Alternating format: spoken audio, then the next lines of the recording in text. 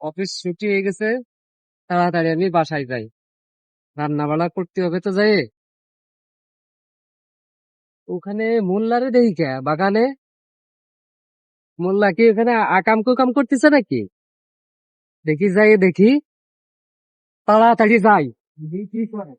আল্লাহ, কত অপরাধ করতেছি আল্লাহ, কিছুই তো আমল কামাইতে পারতেছি না। দেখি একটু নিরিবিলি বইসা একটু আমল করা যায় কিনা, চেষ্টা করি। সুবহানাল্লাহ, সুবহানাল্লাহ, সুবহানাল্লাহ, সুবহানাল্লাহ।